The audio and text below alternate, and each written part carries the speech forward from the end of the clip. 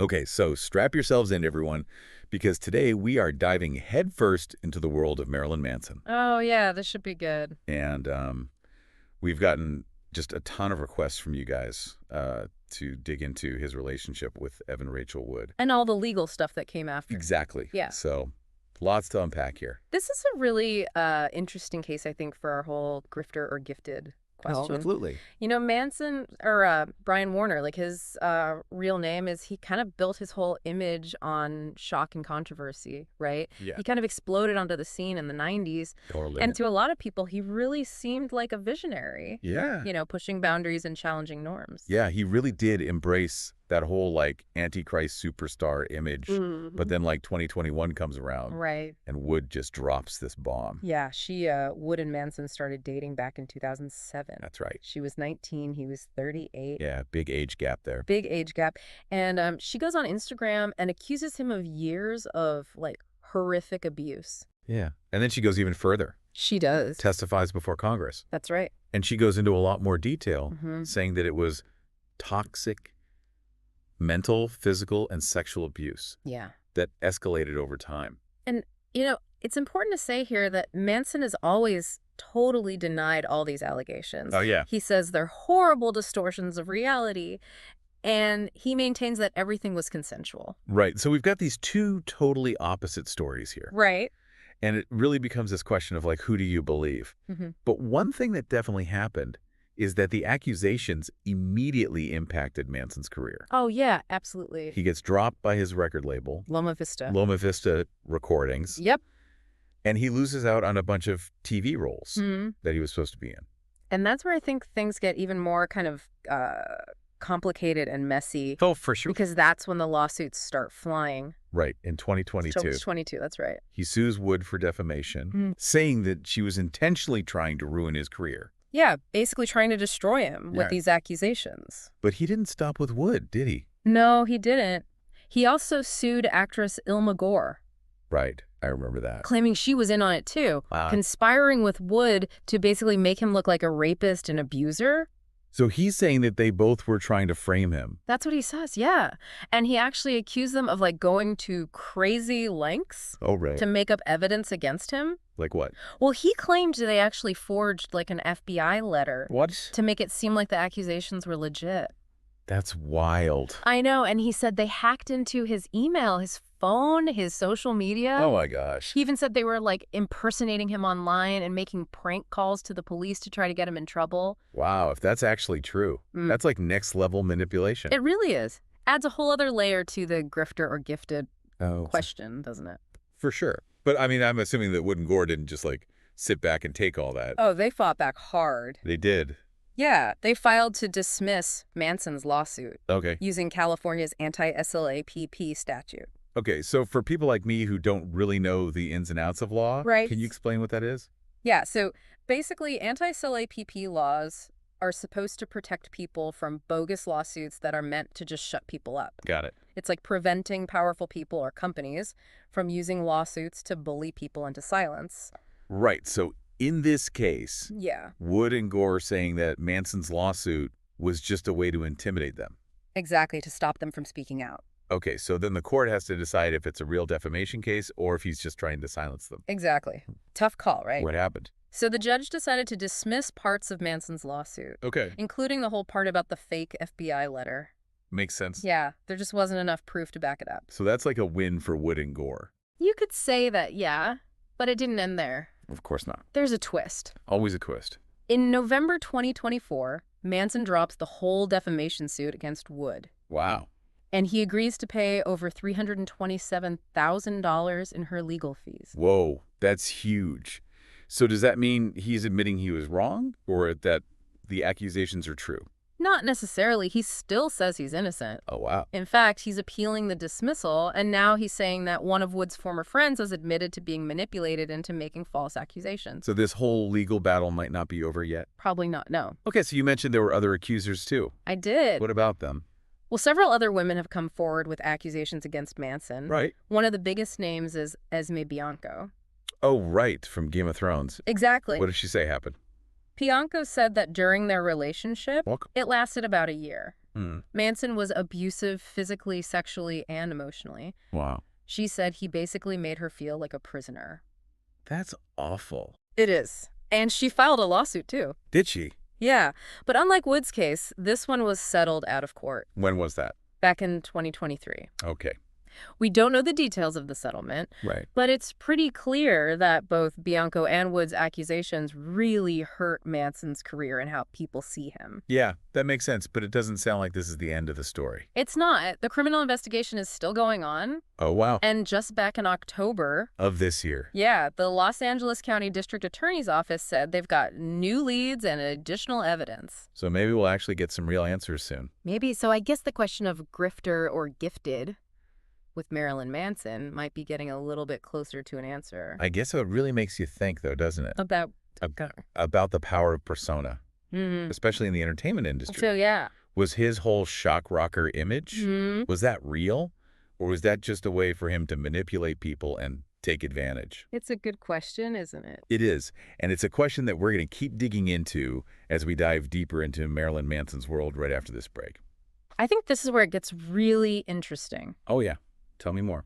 From the very beginning of his career, Manson was all about controversy, Yeah. challenging what people thought was normal. Pushing the boundaries. Exactly. Yeah. And for some people, this was art, Right. a way of like critiquing hypocrisy and all the things that society just accepts without question. Makes sense.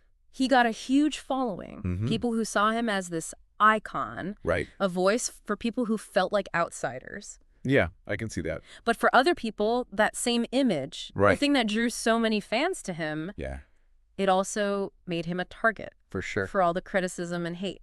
And I feel like some people might say that his image, the shocking stuff, Yeah, made it easier for people to believe the worst about him, that's a good point. even without concrete evidence.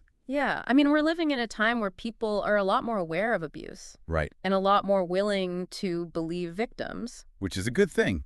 Yeah, definitely. But Oh, it also yeah. means that people like Manson, Right. who built their careers on challenging the status quo, Yeah.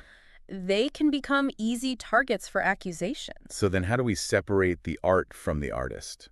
That is the question, isn't it? It is. It's something we struggle with all the time, right? Uh-huh. Whenever an artist or writer or actor or whoever Right. gets accused of doing something wrong. It's like, how do we reconcile that? Mm-hmm. Someone who made music or movies or whatever that people loved Mm-hmm. could also be capable of doing these awful things. Yeah, it's tough. There's no easy answer, I guess. I don't think there is. We can say what they did was wrong, Mm-hmm. but we can still appreciate their work. Right, But it makes you realize right. that being talented and creative doesn't mean you're a good person. Yeah.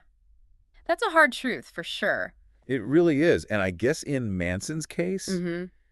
can we really say if he's a grifter or gifted? I don't think we can say for sure right now. Right. We've got these serious accusations. Right. But he denies them. Right. Got these lawsuits going back and forth. Yeah. And the criminal investigation isn't even over yet. Nope. This story's definitely got more chapters. It does. So I guess that leaves us in this kind of gray area, just Mhm. trying to figure it all out. Yeah. But I think that's often how it is with people like Manson. What do you mean? Well, he doesn't fit neatly into one category or the other. That's true. He's a complicated guy. He is. And that's kind of what makes him so interesting to talk about. Yes, I right? think so, yeah. So where does this leave us? With a lot more questions than answers, probably. That's true. But maybe that's okay. What do you mean? Well, sometimes the process of figuring things out Right. is more important than actually finding the answer.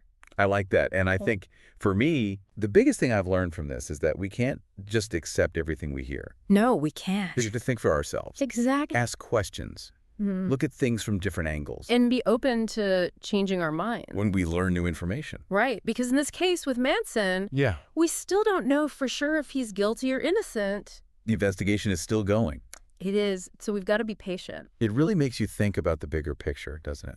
What do you mean? Well, how do we navigate a world where charisma and controversy are so intertwined? That's a great question. How can we tell if someone is a true visionary Mm-hmm. or just a really good con artist?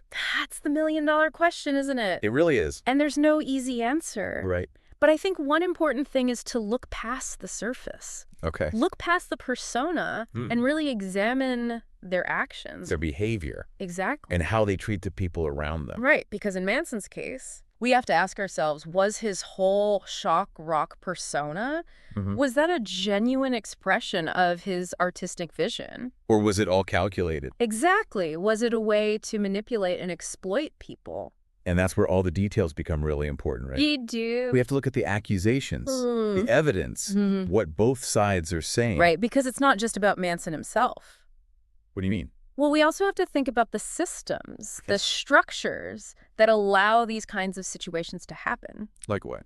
Well, think about the power dynamics. Yeah. Especially in the entertainment industry, where fame and money can protect people from being held accountable. That's a good point. And we can't forget about the media. Oh, yeah. They have a huge influence on how the public sees these stories. Totally. We have to pay attention to how they frame things, right. What narratives they choose to focus on, whose voices they amplify. And whose they silence. Exactly. It's like we have to become media detectives. I love that. Right. Yeah. Always questioning the information we're being given. Because at the end of the day, like we've seen in this whole deep dive into Marilyn Manson's world, things are rarely black and white. That's so true. There's so much gray area. And that's what makes these stories so fascinating and so complex. It's true. So where does that leave us? I don't know. I think it leaves us with a lot more questions than answers. Yeah. But that's okay. Is it? I think so. Why? Because I think the most important thing we can take away from this is that we all have a responsibility to be critical thinkers. What do you mean? Well, we can't just blindly accept what we're told. Right. We have to question things, look at different perspectives. Yeah. And be willing to keep searching for the truth. Even when it's hard to find.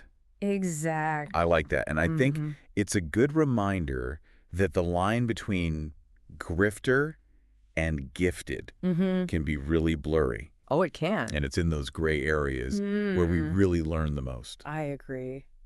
So as we wrap things up here, what would you say to our listeners? I'd say keep exploring, keep questioning, and keep searching for the truth. Even when it's uncomfortable. Especially when it's uncomfortable, because in a world where image is everything, the ability to tell the difference between a grifter and someone who's truly gifted, that's a really powerful thing. I agree. And as we finish up this deep dive into Marilyn Manson, I think the biggest takeaway is that we have to look beyond the surface. Think critically. Absolutely. And never be afraid to challenge the narratives that shape our world. Couldn't have said it better myself. So until next time, keep asking questions. Keep digging. Keep searching for the truth. And remember, sometimes the most fascinating stories are the ones that don't have easy answers. That's true. And that's what makes this whole grifter or gifted thing so compelling. It is, isn't it? It really is. So thanks for joining us on this deep dive into the world of Marilyn Manson. It's easy to get caught up in the whole celebrity thing. Oh, yeah. You know, the glitz and the glamour, all the larger-than-life personas. It's all very carefully constructed, isn't it? It is. And this deep dive into Marilyn Manson's world has really shown me how important it is to look beyond the surface. Absolutely. Because fame and fortune don't mean someone is a good person. No, they don't. And the people we admire, the ones who seem so talented and charismatic, they can still do really bad things. That's a tough thing to accept. It is. Especially when you connect with their art. Right. Like when their music or movies or whatever really speaks to you. But I think that's why this whole grifter or gifted question is so important. It is. It forces us to face those uncomfortable truths. Yeah, to really think critically about the world. And not just accept things at face value. Right. And as we wrap things up here, I want to make sure everyone understands that this isn't just about Marilyn Manson. Right. It's bigger than that. It is. It's about all of us as consumers of culture. Yeah. Learning to be more critical. To look beyond the surface. Exactly. To question the stories we're being told. Because people are complicated. They are. Everyone has good qualities and bad qualities. And it's our job to figure out how to deal with that. To see the whole picture. Right. To appreciate the good things they do. Yeah. But also to hold them accountable for their actions. And for me, I think that's what makes all of this so interesting. What do you mean? Well, it's a process of learning and growing. Of constantly trying to understand the world better. And the people in it. Exactly. So as we say goodbye for today, we want to encourage you to keep exploring. Yeah, keep questioning. Keep searching for the truth. Even when it's hidden. Because the ability to tell the difference between a grifter and someone who's truly gifted, that's an incredibly powerful skill in a world full of illusions and deception. Absolutely. Thanks for joining us on this deep dive into Marilyn Manson. And we'll see you next time for another episode of Grifter or Gifted.